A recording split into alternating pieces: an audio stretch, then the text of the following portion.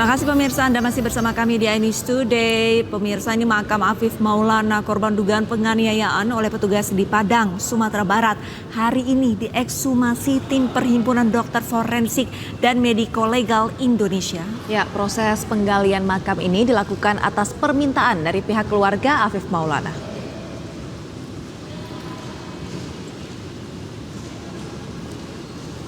Dokter yang terhimpun dalam Kedokteran Forensik dan Mediko Legal Indonesia serta Pusdokes Polri hari ini akan melakukan ekshumasi dan otopsi ulang jenazah Maulana Afif, bocah yang diduga disiksa polisi di Kota Padang, Sumatera Barat.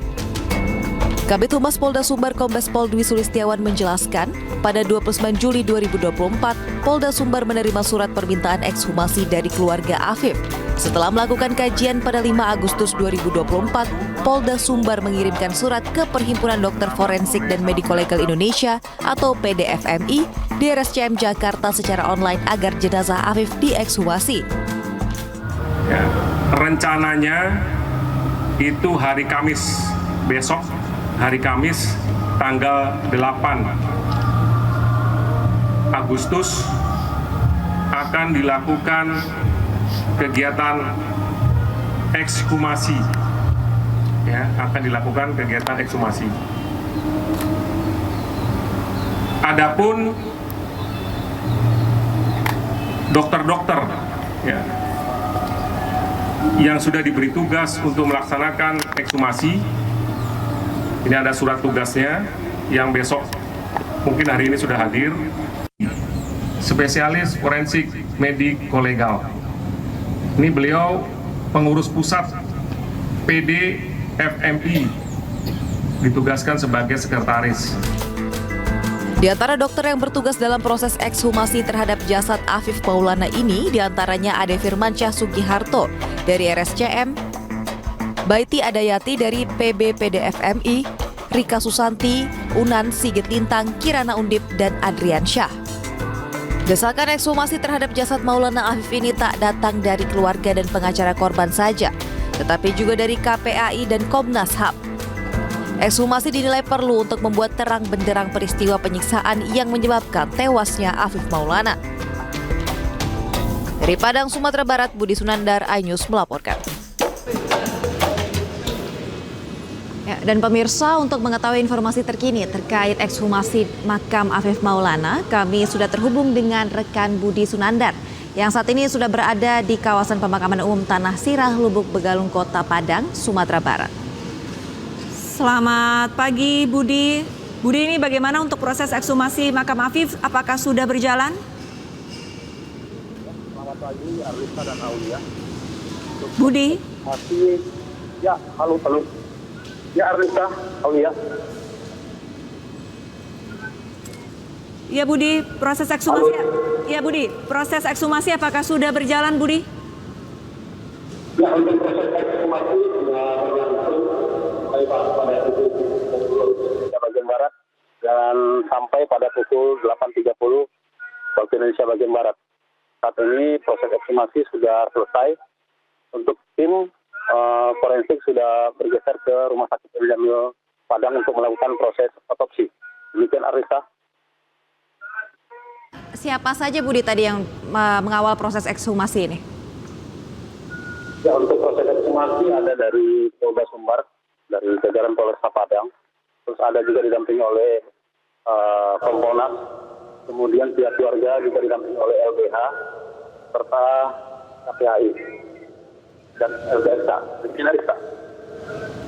Baik Budi, mungkin Anda bisa memperlihatkan kepada pemirsa sedikit bagaimana situasi di sekitar sana. Oke, ya, saat ini saya berada tepat di depan makam Afif Maulana yang sudah dibongkar pada dari pukul 7.30 pagi tadi.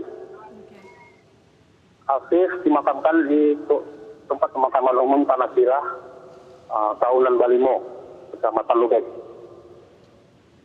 Saat ini jenazah Afif sudah dibawa ke Rumah Sakit Jamil Padang untuk proses otopsi. Di lokasi sendiri masih terdapat tenda dan sejumlah warga dan polisi masih terpasang. Demikian Arista. Baik, boleh saya minta konfirmasi Budi, berarti saat ini jenazah dari Afif tengah diotopsinya di mana Budi? Untuk jenazah Afif saat ini dibawa ke Rumah Sakit Jamil Padang untuk dilakukan proses otopsi. Apakah ada informasi kapan rencananya nanti setelah usai otopsi jenazah ataupun jasad dari Afif ini dimakamkan kembali, ini jam berapa Budi? Untuk estimasi berlangsungnya otopsi belum bisa diketahui, tapi tim dari PDF MI bersama tim forensik lainnya sudah berada di Rumah Sakit Jamil Padang. Baik Budi, apa tadi pihak keluarga Afif Maulana hadir pada proses ekshumasi dan bagaimana mereka keadaannya? Ya, saat dilakukan proses ekshumasi, pihak keluarga Afif Maulana berada di lokasi didampingi oleh kuasa hukumnya dari LBH Padang. Tampak seorang tua Afif sangat terpukul dan menangis tadi di pas makam Afif dibongkar. Ini kan Arista. Budi, apakah Anda mendapatkan informasi alasan dari keluarga ingin mengekshumasi jasad dari Afif? Ya, bisa diulang Arista. Ya, apakah Anda mendapatkan informasi kenapa keluarga memilih untuk mengekshumasi jasad Afif dan segera diperiksa ataupun diotopsi kembali? Ya, keluarga meminta untuk proses ekshumasi dan otopsi agar proses penyelidikan penyebab kematian Afif bisa menjadi terang benderang dan proses penyelidikan bisa dilanjutkan lagi oleh pihak kepolisian. Baik, terima kasih banyak atas laporannya Budi Sunandar langsung melaporkan dari Lubuk Begalung, Sumatera Barat. Selamat kembali bertugas. Ya pemirsa, karut-marut penyebab kematian Afif Maulana ini masih bergulir. Dan Afif ini ditemukan tewas, ini di bawah jembatan Batangkuranji, Kota Padang, Sumatera Barat pada 9 Juni lalu. Dan LBH Padang dan juga keluarga menduga kalau Afif ini tewas akibat dianiaya oleh oknum polisi. Namun pihak Polda Sumbar ini membantah. Lantas apa yang sebenarnya terjadi? Berikut ulasan kasus tewasnya Afif Maulana. Versi Kapolda Sumbar Irjen Suharyono ini membantah adanya dugaan penyiksaan oleh oknum polisi. Dan 17 polisi ini sudah diperiksa dan dinyatakan langgar kode etik. Namun tidak terkait kematian Afif. Kalau Afif Maulana ini informasinya tewas karena jatuh dari jembatan Kuranji setinggi 50 meter. Namun pemirsa, versi Polda Sumatera Barat ini sungai yang dangkal menyebabkan jasad Afif mengalami lebam dan juga patah tulang. Sementara itu CCTV di TKP terhapus. Hal ini diungkap ke Polda Sumbar Irjen Suharyono yang menegaskan bahwa penyimpanan CCTV di TKP hanya 1 terabyte dan otomatis terhapus setelah 11 hari. Hingga saat ini Polda Sumatera Barat masih menyelidiki kasus tewasnya Afif.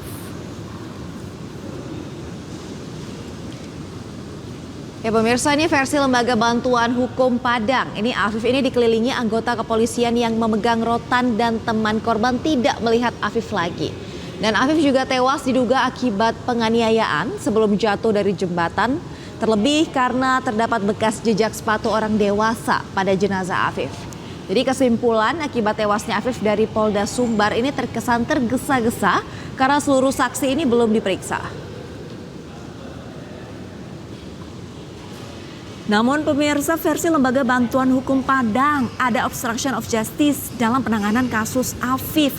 Yang pertama, CCTV ini terkesan dihilangkan. Kapolda Sumbar Irjen Suryono ini mengatakan bahwa kapasitas penyimpanan CCTV hanya 1 terabyte di mana akan terhapus setelah 11 hari. Lalu polisi lain tidak dipasang di hari tewasnya Afif, yaitu di tanggal 9 Juni 2024. Tapi baru dipasang pada tanggal 28 Juni 2024. Sementara kalau versi keluarga, ini penyidik dianggap perkara belum memberikan rekaman CCTV dan salinan hasil otopsi kepada keluarga Afif. Dan pihak kepolisian juga hanya memberikan surat kematian dari almarhum Afif. Keluarga ini kecewa dengan Polda Sumbar karena merasa banyak yang ditutup-tutupi sehingga keluarga Afif melapor ke Mabes Polri dan YLBHI. Dan sepengetahuan keluarga, Afif Maulana ini merupakan sosok anak yang baik, rajin ibadah, dan juga tidak pernah terlibat dalam tawuran. Keluarga ini mendapatkan informasi dari sejumlah saksi dan warga di sekitar TKP kalau Afif ini sempat dianiaya oknum polisi dan pingsan sebelum ditemukan tewas.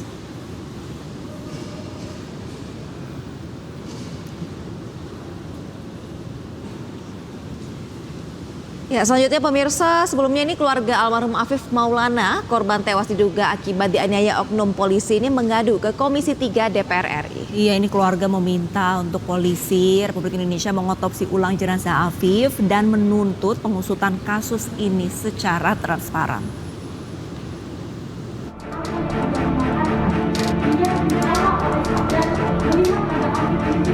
Keluarga almarhum Afif Maulana bersama dengan LBH Padang mendatangi Komisi 3 DPR RI untuk meminta Polri mengatopsi ulang jenazah Afif. Rapat dengar pendapat umum pun digelar dan dipimpin langsung oleh Wakil Ketua Komisi 3 DPR RI Habibur Rahman serta Wakil Ketua DPR RI Sufmi Dasko. Keluarga menuntut agar kasus kematian Afif Maulana yang diduga akibat dianiaya oknum polisi segera diusut tuntas lantaran proses hukum selama sebulan terakhir dinilai tidak berjalan. Selain itu, pihak keluarga dan LBH Padang juga meminta dilibatkan saat proses ekshumasi. Perjuangan untuk keadilan Afif dan pengungkapan kebenaran ini masih panjang, teman-teman. Ini baru langkah step berikutnya yang akan menentukan proses keadilan itu bagi Afif Maulana dan keluarganya. Dan kami akan terlibat aktif dalam proses ekshumasi ini. Di dalam forum ini saya meminta untuk Perhimpunan Dokter Forensik Indonesia untuk segera mengupayakan ekshumasi dan kami dilibatkan prosesnya.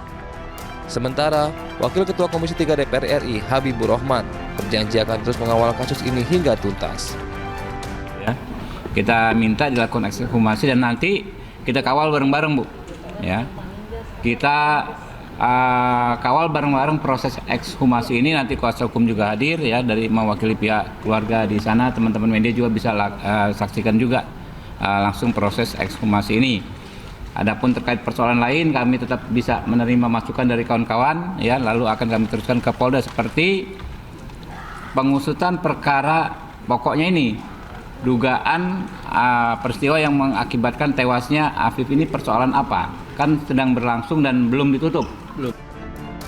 Sebelumnya, Afif Maulana, seorang bocah SMP berusia 13 tahun, diduga tewas akibat dianiaya oleh oknum polisi di Kota Padang, Sumatera Barat. Namun polisi mengklaim Afif meninggal karena melompat dari jembatan Kuranci setinggi 100 meter. Pihak keluarga merasa janggal karena tubuh Afif terdapat luka lebam hingga meminta polisi mengungkap kejanggalan penyebab kematian Afif Maulana. Dari Jakarta, Rian Rahman, iNews melaporkan. Pemirsa, keluarga Afif Maulana bersama LBH Padang juga mendatangi Yayasan Lembaga Bantuan Hukum Indonesia atau YLBHI Jakarta untuk meminta keadilan. Ya, YLBHI menuntut Kapolri untuk mengusut tuntas kematian dari Afif Maulana.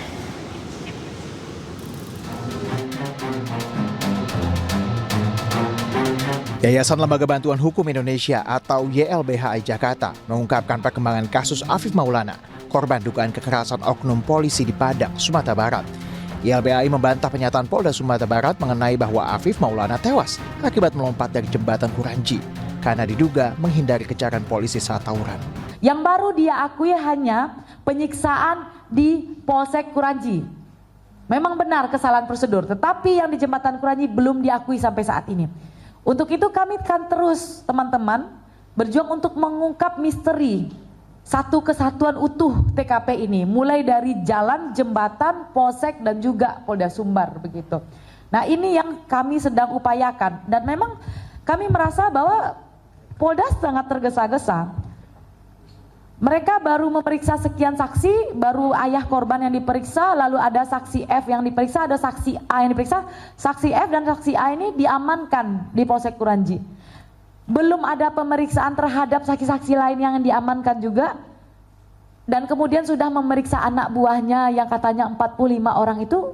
Lalu bagaimana mungkin dengan hanya memeriksa sekian orang itu belum tahu utuh ceritanya, polisi tiba-tiba sudah ambil kesimpulan lompat, sudah ambil kesimpulan kepleset, atau sudah ambil kesimpulan kemudian kasus ini adalah tidak ada dugaan tindak pidananya. Di situ kami merasa sangat aneh teman-teman begitu.